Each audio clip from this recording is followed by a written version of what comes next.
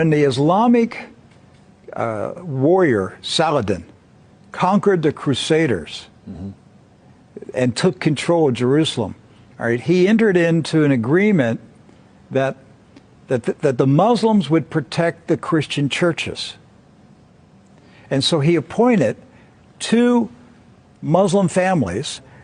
Both of these families have been in Jerusalem for, close to 1,000 years.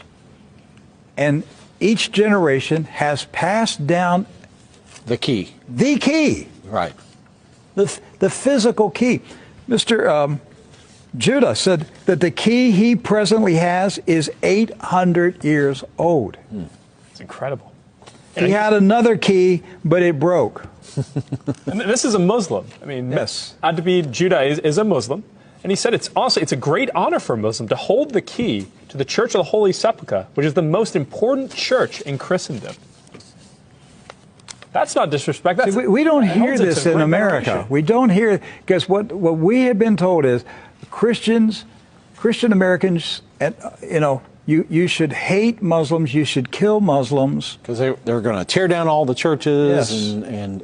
and basically just ransack them and everything else. But here we have two families that for nearly 1,000 years have actually been watching over Christian churches. That's right. So who planted into our minds here in America that we should hate and kill Muslims? Who planted that thought in our head? Because it came into our society after 9/11. That's correct.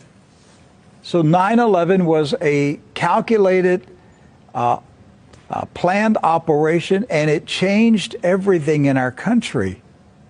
And so we were saturated with media propaganda, which who owns the media in this country? So we were saturated with this media propaganda. You Americans, you need to hate Muslims. You need to go to war. You need to send your sons to go kill Muslims. All right? And yet, when you go to the Middle East, you find out that the Muslims, like Christians, are taking care of Christian churches. Yes. Do not hold animosity against Christians or Americans, except in the case where Americans are pushing for war in their countries or trying to take their land. So they've lived together. They've lived together for centuries and centuries.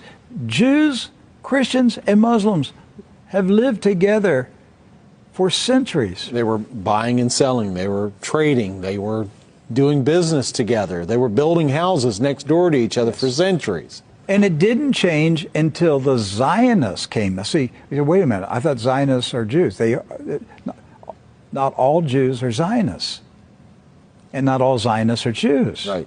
Zionism is a political movement. Yes. Right. It's an ideology. Yes. Not an ethnicity. And so when the Zionists came to Jerusalem and Palestine, basically in the 1920s and 30s and 40s, all right, they came to agitate. They came to infiltrate. They came to seize control.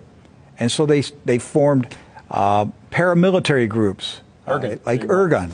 And that's where Ariel Sharon and Menachem Begin, and these guys were young terrorists.